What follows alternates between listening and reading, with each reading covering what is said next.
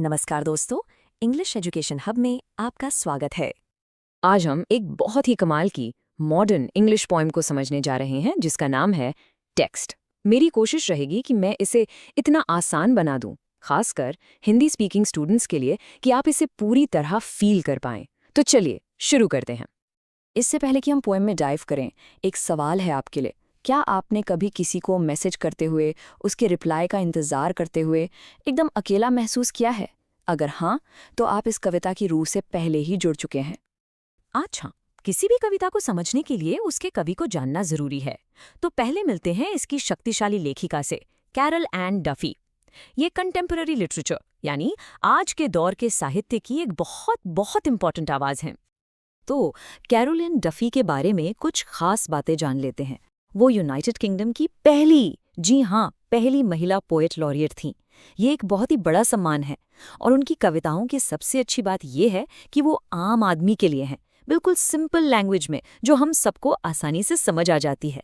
वो modern life, प्यार और जुदाई जैसे टॉपिक्स पर लिखती हैं, मतलब ऐसी चीजें जो हम सब अपनी लाइफ में फील करते हैं। चलिए अब आते हैं पोम के पहले स्टैंजा पर। इसका टाइटल है द एंशियस वेट।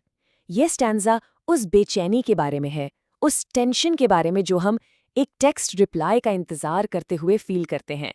कैसे हमारा फोन हमारे लिए सिर्फ एक डिवाइस नहीं, एक इमोशन बन जाता है। मैं पहले इस स्टैंजा को इंग्लिश में पढ़ूंगा, आप इसके प्रोनाउंसिएशन पर ध्यान दीजिएगा। I tend the mobile now, like an injured bird. We text are significant words. अब चलिए इसकी हर लाइन को आराम से समझते हैं। पहली दो lines, I tend the mobile now like an injured bird. यहाँ पोएट एक बहुत ही पावरफुल सिमिली यूज कर रही हैं। सिमिली का मतलब होता है उपमा अलंकार, जिसमें दो चीज़ों को कंपेयर किया जाता है। वो कह रही हैं कि मैं अपने मोबाइल की देखभाल ऐसे कर रही हूँ जैसे किसी जख्मी चिड़िया की। सोच के देखिए इससे क्या फील होता है। इससे उस कनेक्शन की नाजुकता, उसकी फ्रिजिलिटी का पता चलता है। एक डर है, एक घबराहट है उस रिश्ते में। और फिर अगली लाइन है, we text are significant words. यहाँ टेक्स्ट शब्द को 3 बार रिपीट किया गया है। क्यों? ये रेपिटेशन उस मैकेनिकल, लगातार चलने वाले प्रोसेस को दिखाता है। और इसमें एक आयरनी भी है, एक विडंबना, कि हम अपने सिग्निफिकेंट वर्ड्स, अपनी सबसे ज़रूरी बातें एक इतने छोटे, इतने लिमिटेड जरिए से भेज रहे हैं। तो ठीक है, आगे बढ़ते हैं। सेकंड स्टैंजा में फोकस बदल जाता है। अब स्पीकर सिर्फ इंतजार नहीं कर रही, बल्कि जो मैसेजेस आ चुके हैं उन्हें बार बार पढ़कर उनका मतलब निकालने की कोशिश कर रही है, जैसे कोई जासूस हो। सुनिए, I reread your first, your second, your third, look for your small x, feeling absurd. यहाँ पर हम उस ऑब्सेशन को देखते हैं जिसमें हम अक्सर टेक्स्ट्स के अंदर छुपे हुए मतलब ढूंढने लगते हैं। I reread your first, your second, your third. Messages को बार बार पढ़ना ये स्पीकर की इनसिक्योरिटी और बेचैनी को साफ दिखाता है। उसे एक रीअश्योरेंस चाहिए, एक तसल्ली चाहिए जो उसे मिल नहीं पा रही है। और फिर look for your small x, feeling absurd. ये एक्स टेक्स्ट लिंगो में किसके लिए यूज होता है? प्यार या अपनापन दिखाने के लिए। तो स्पीकर उस छोटे से एक्स में इमोशन ढूंढ रही है, पर साथ ही उसे खुद पर हंसी भी आ रही है। वो अब्सर्ड फील कर रही है कि मैं ये क्या कर रही हूँ, इतनी छोटी सी चीज में इतना मतलब निकाल रही हूँ। और यहीं पर एक सवाल उठता है, हम एक सिंपल से टेक्स्ट में आखिर कितना मतलब ढूंढ लेते हैं? सोचिएगा जरूर, क्योंकि हम सब कहीं ना कहीं ऐसा करते ही हैं। अब हम आते हैं पोएम के टर्निंग पॉइंट पर, तीसरा स्टैंजा।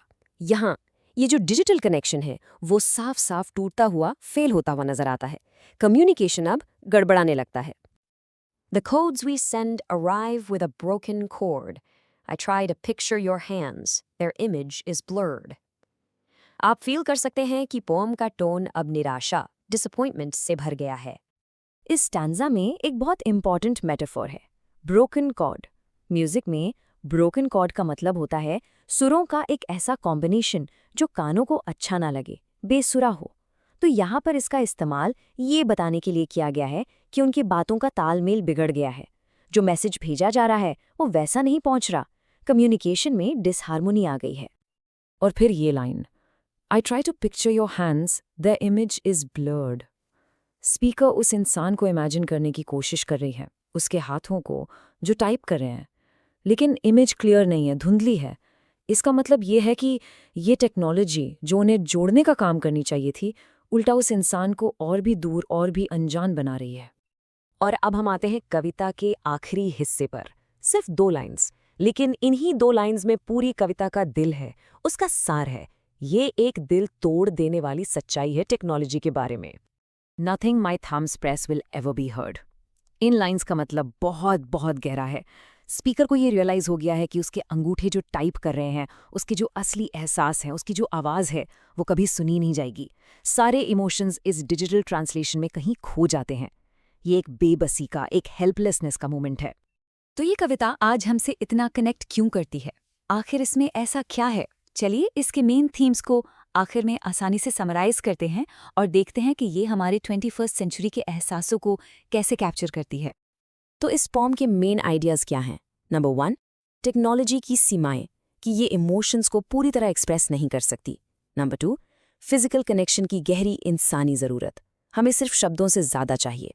नंबर 3, मॉडर्न लव में गलत फहमियों का खतरा।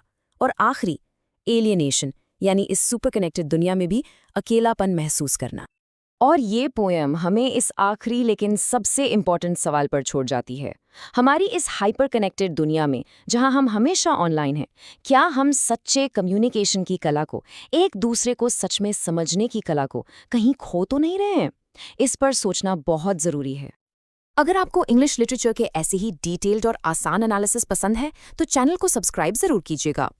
हमारे साथ जुड़ने के लिए और इस खूबसूरत कविता को समझने के लिए आपका बहुत बहुत धन्यवाद।